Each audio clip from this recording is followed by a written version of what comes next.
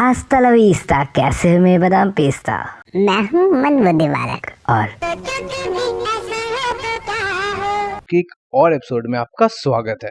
आप घर से बाहर निकले ही हो और तभी बारिश होने लगी, पर ये बारिश तो अपने रास्ते में आने वाली सभी चीजों को गला रही है और बारिश की वजह से आई आपकी चेहरे पर मुस्कान की चमकान को भी खत्म कर रही है। ये बारिश की बूंदें कई मेटल्स को आसानी से गला सकती है।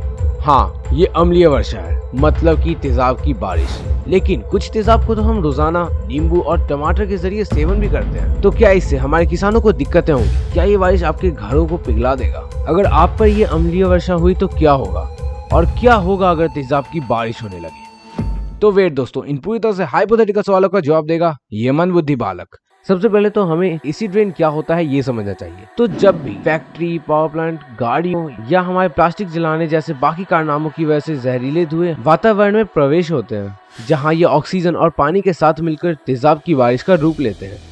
इस बारिश में नाइट्रिक एसिड और सल्फ्यूरिक एसिड मिले होते हैं, जो कि हमारे लिए काफी हानिकारक होते हैं। एसिड रेन की मुख्य वजह तो हम इंसान ही है, लेकिन ज्वालामुखी का भी एक छोटा सा योगदान इसमें जरूर है। ये एसिड रेन शब्द सबसे पहले रॉबर्ट एंगस स्मिथ ने 1872 को दिया था। इन्हें फादर ऑफ एसिड रेन भी कहा जाता है। खैर, दुनिया का सबसे ज्यादा शक्तिशाली कार्बोरेन एसिड जो अगर कहीं बरस जाए तो ये उस जगह को तबाह कर देगा और नामो निशान भी ढूंढने मुश्किल हो जाएंगे। कार्बोरेन एसिड रास्ते में आने वाले हर एक चीज को तबाह कर सकता है, लेकिन आपको परेशान होने की जरूरत नहीं है, क्योंकि हमारा सामना इतनी तेज एसिड से तो नहीं होने वाला। पर इससे मेरा मतलब ये बिल्कुल भी नहीं है कि हमारे ऊपर तेजाब की बारिश नहीं होगी, बल्कि तेजाब की बारिश हमारे ऊपर कई सालों से होती आ रही है। तो दरअसल एसिड रेन समझने से पहले हमें पीएच लेवल्स को समझना होगा, जिसका मतलब होता है पावर ऑफ हाइड्रोजन। एक्चुअली ये किसी सॉल्यूशन में हाइड्रोजन आयंस के कॉन्सेंट्रेशन को मेजर करने के लिए होता है, बट इट्स नॉट इम्पोर्टेंट कि वो कैसे काम करता है। So basically pH scale ranges from 0 to 14, जिसमें 0 बहुत ज्यादा एसिडिक होता है, वहीं 14 बहुत ज्यादा एल्कलाइन और 7 इज न्यूट्रल। वाटर का पीएच लेवल भी 7 होता है और मिल्क का 6.4। यहाँ तक कि जो बारिश हम और आप नॉर्मली देखते हैं उसमें भी कार्बन डाइऑक्साइड मिले होने की वजह से वो भी थोड़ा एसिडिक होता है और उसका पीएच लेवल भी 5.5 होता है।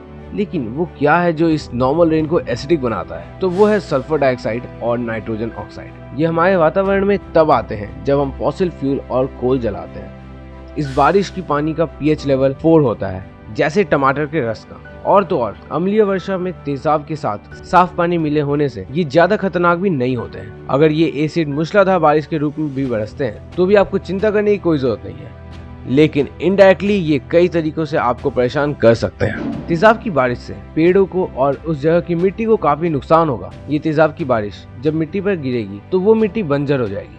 ऐसा भी हो सकता है कि फिर शायद वहाँ कई सालों तक पेड़ नहीं होंगे और वापस से उस मिट्टी को ठीक होने में कई सालों का वक्त लग जाए।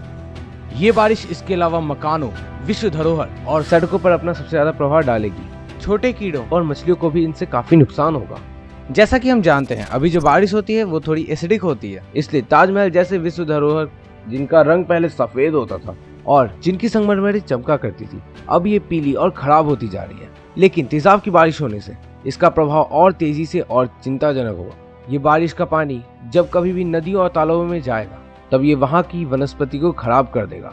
इससे मेढक जैसी स्पीशीज को ज्यादा नुकसान नहीं होगा, लेकिन मेढक जिन मक्खियों को खाते हैं वो काफी सेंसिटिव होते हैं, इसी वजह से वो खत्म होने लगेंगे और इवेंचुअली उसका प्रभाव मेढक जैसी बाकी स्पीशीज पर भी देखने को मिलेगा और पूरा का पूरा इकोसिस्टम खतरे में पड़ जाएगा। अगर इस बारिश के दौरान किसी तालाब में मछली का जन्म हो तो ऐसा भी हो सकता है कि उसमें कुछ अलग तरह से बदलाव आए, क्योंकि बड़ी मछलियों को इस अम्लीय वर्षा से कोई खतरा नहीं होने वाला है। ऐसे बारिश के लगातार बरसने से समय के साथ साथ धीरे धीरे सारी मछलियां मर जाएंगी और दुनिया भर में इसका प्रभाव देखने को मिलेगा। करोड़ों लोग जो इतना लुत्फ लेकर मछलियां खाते थे, कुछ मछलियां जो इस अम्लीय वर्षा से बचेंगी उनकी कीमतें बहुत ज्यादा बढ़ जाएगी, या फिर हमें इन्हें अपनी डाइट लिस्ट से भी हटाना होगा।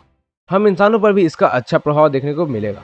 तेजाब की बारिश में बढ़े हुए सल्फर डाइऑक्साइड की मात्रा से आपको अस्थमा जैसी गंभीर बीमारियां भी झेलनी पड़ सकती है। कई सालों बाद जब इस एसिड रेन से ताजमहल जैसे धरोहर खत्म हो रहे होंगे और हमारी खानों की पैदावार पर कमी आएगी, तब ये पृथ्वी हमारे रहने लायक नहीं होगी। इसे रोकने के लिए या तो हम कुछ ऐसी जियो टेक्नोलॉजी लाएं जिससे हम मौसम पर नियंत्रण रख सकें, या तो प्रदूषण में हमें काफी कमी करनी पड़ेगी। बड़ी कंपनियों पर ज्यादा प्रदूषण करने पर जुर्माना भी अच्छा उपाय हो सकता है। वैसे आधी धरती को पूरी तरह से पर्यावरण के लिए छोड़ना कैसा होगा, जिसे हम हाफ अर्थ आइडिया भी कहते हैं। लेकिन ये हम किसी और वीडियो में सोचेंगे। तब तक के लिए सोचो कभी ऐसा हो तो क्या हो कि एक और वीडियो में हम फिर से मिलेंगे। तुम लोग कहीं मत जाना, क्योंकि जाना वापस तो यहीं पे आना। और हाँ, मैं तो चला, सब्सक्राइब कर देना, ठीक है? बाय।